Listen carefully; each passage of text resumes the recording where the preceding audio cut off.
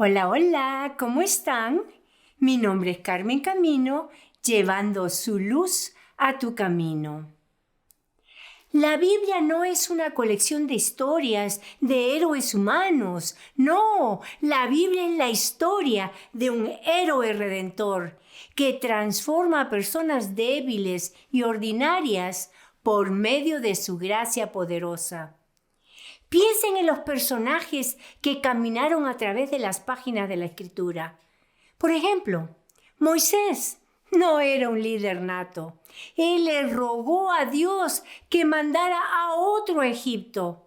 Sin embargo, por medio de una gracia transformadora, no ha habido un profeta como Moisés en todo Israel. Josué estaba muerto de miedo, por lo que Dios lo estaba llamando a hacer. Pero por medio del poder divino, Él guió a los israelitas a la tierra prometida. David era el hijo menos probable de Yesé de subir al trono de Israel. Pero la gracia de Dios le dio un corazón de valentía. Elías, en un momento de desaliento, le pidió a Dios que le quitara la vida. Sin embargo, Elías hizo grandes cosas por medio del poder de Dios. Pedro tenía tanto miedo que negó que conocía a Jesús. A pesar de eso, él se convirtió en el hombre que estuvo de pie ante el concilio y dijo básicamente: ustedes pueden amenazarme con matarme, pero eso no me hará dejar de predicar el Evangelio. La Biblia no celebra el espíritu de acero de un grupo de personajes heroicos. No, al contrario, la Biblia pone delante de nosotros a gente como tú, como yo. Ellos eran débiles y miedosos, eran fácilmente engañados y desleales. En ocasiones hasta dudaban de Dios. A veces ellos seguían el camino de Dios y otras veces querían seguir su propio camino. Estos no eran héroes natos, no eran individuos que debían ser celebrados. Sin embargo, ellos lograron grandes cosas, cosas que fueron cruciales para avanzar los propósitos de Dios. ¿Cuál fue la diferencia? La gracia de Dios. La gracia transformó sus corazones, dándoles el deseo, el poder, la sabiduría para hacer lo que ellos no hubieran podido hacer por sí mismos. La gracia significa que cuando Dios te llama, Él va contigo, supliendo lo que necesitas para la tarea inmediata. Ellos no eran líderes natos, no. Ellos fueron transformados por la gracia de Dios. Hechos 4:1 dice: mientras Pedro y Juan hablaban así con el pueblo, se les vinieron encima los sacerdotes, el jefe de la guardia del templo y los saduceos. Ellos estaban resentidos porque enseñaban y anunciaban la resurrección entre los muertos en Jesús. ¿Por qué estaban estos líderes tan alterados? Porque Pedro y Juan les estaban enseñando a la gente algo que era en sí inquietante para los sacerdotes, los ancianos y los maestros de la ley. Estos hombres eran maestros y que otros estuvieran enseñando era una amenaza a su autoridad. Eso también había sido lo que les había molestado acerca de Jesucristo. Él no había asistido a las academias rabínicas, sin embargo, él tenía una autoridad innata. La gente se maravillaba de eso y acudía a Jesús en masa. Estos gobernantes habían matado a Jesús, pero ahora de repente tenían que lidiar con este nuevo grupo de gente Y ellos eran como Jesús. Ellos tampoco habían asistido a una escuela rabínica. Ellos eran simples pescadores, recaudadores de impuestos, sin educación superior. Pero ahora ellos estaban enseñando como Jesús enseñaba, con autoridad, y la gente los estaba escuchando. Y había otro asunto que los estaba alterando aún más. Estos hombres estaban enseñando acerca de Jesús, y el punto principal de su enseñanza era que Dios lo había resucitado de entre los muertos. Y si eso era cierto, probaba que Jesús era quien decía ser, el Hijo único de Dios. También probaba la esencia e importancia de lo que Jesús había venido a hacer. Versículo 12. En ningún otro hay salvación, porque no se ha dado a la humanidad ningún otro nombre bajo el cielo mediante el cual podamos alcanzar la salvación. En ningún otro hay salvación. Si Dios dice que nosotros solo podemos llegar a Él a través de la muerte y resurrección de Cristo, entonces esa es la única forma que hay para nosotros. Las otras religiones del mundo promueven el concepto que hay muchos caminos que nos llevarán a la larga al mismo Dios. Por supuesto que Dios permite que nosotros tomemos nuestras propias decisiones, pero el camino que escojamos nos llevará ya sea a Dios o nos alejará de Él. A muchas personas les molesta el hecho de que solamente mediante el nombre de Jesús se puede obtener la salvación. Dios escogió a Jesús como el único Salvador del mundo. Jesús mismo confirmó en Juan 14:6, yo soy el camino, la verdad y la vida. Nadie viene al Padre si no es por mí. Versículo 13. Al ver el valor de Pedro y de Juan, y como sabían que ellos eran gente del pueblo y sin mucha preparación, se maravillaban y les reconocían que habían estado con Jesús.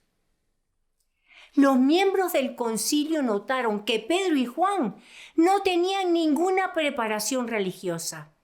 Por eso estaban tan impresionados al ver lo que estar con Jesús había hecho en ellos. Una vida transformada convence a la gente que Cristo tiene poder. El mayor testimonio que puedes dar acerca de Cristo es el cambio que otros pueden ver en tu vida y en tu actitud por tu fe en Jesús. Aunque la vida transformada de los discípulos y la del lisiado que Jesús sanó era una clara evidencia de que Cristo era el Mesías, los líderes religiosos se negaron a creer en Jesús y siguieron tratando de ocultar la verdad. Que no te sorprenda cuando la gente te rechace a causa de Cristo y no crea en tu testimonio. Ni siquiera la presentación más clara de la verdad puede abrir una mente cerrada. Pero no te des por vencida. Ora por esas personas y continúa proclamando la buena noticia.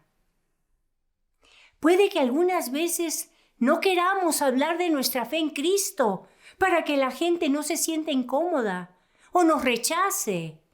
Sin embargo, Pedro y Juan tenían un compromiso tan profundo con el Señor que no podían quedarse callados, ni siquiera cuando corrían peligro. Si te hace falta valentía para dar tu testimonio de Cristo, órale a Dios y pídele que te llene de valor. Recuerda la promesa de Jesús en Mateo 10:32. A cualquiera que me confiese delante de los hombres, yo también lo confesaré delante de mi Padre, que está en los cielos. Versículo 23.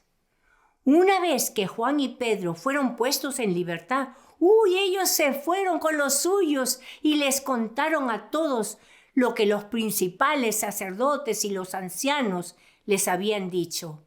Al oírlos todos juntos, elevaron sus voces a Dios y dijeron: Soberano Señor, tú creaste el cielo y la tierra y el mar y todo lo que hay en ellos. Ese día, la concentración más grande de poder en Jerusalén fue la reunión de oración que siguió al juicio de Pedro y Juan. Esta es una de las oraciones más extraordinarias registradas en la Biblia y es un buen ejemplo para nosotros. Para comenzar, fue una oración que nació del testimonio y servicio al Señor. Pedro y Juan acababan de ser soltados y la iglesia se reunió para orar a fin de derrotar al enemigo. La palabra de Dios y la oración siempre deben ir juntas.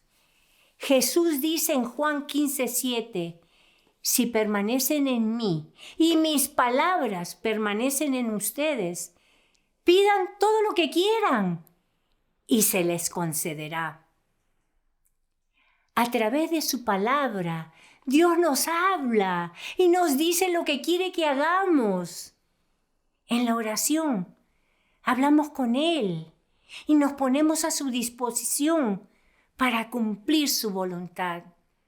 La verdadera oración no es decirle a Dios lo que debe de hacer, sino pedirle que haga su voluntad en nosotros y por medio de nosotros. Es decir, que la voluntad de Dios se haga en la tierra y no la voluntad del hombre se haga en el cielo. Ellos no oraron para que sus circunstancias cambiaran o para que sus enemigos fueran despedidos de sus puestos. No, más bien ellos le pidieron a Dios que les diera poder para aprovechar de la mejor manera sus circunstancias y lograr lo que Él ya había determinado.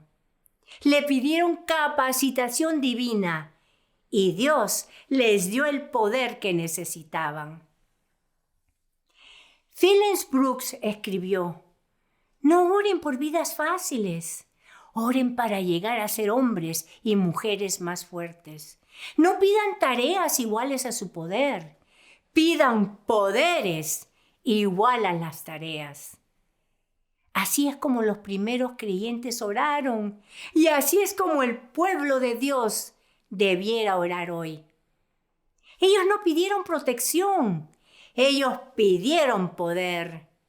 Ellos no pidieron que el fuego del cielo destruyera a sus enemigos.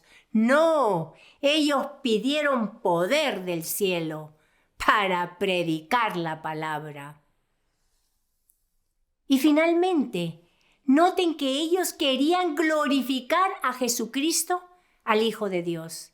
Era su nombre lo que les daba poder para ministrar la palabra y hacer milagros. Y solo su nombre merecía la gloria. El llamado a orar para que el evangelio avance poderosamente es universal. Ora para tener audacia en la oración, para que el Espíritu Santo te llene de valentía, para que haya demostraciones increíbles de poder y obras que glorifiquen a Jesús. El nombre de Jesucristo no ha perdido su poder, pero muchos del pueblo de Dios han perdido poder porque han dejado de orarle a Dios. El doctor Torrey dijo: ora por grandes cosas, espera grandes cosas, trabaja por grandes cosas, pero más que nada, ora. La iglesia oró y Dios contestó con gran poder. Dios todavía está dispuesto a contestar. ¿Pero estamos orando?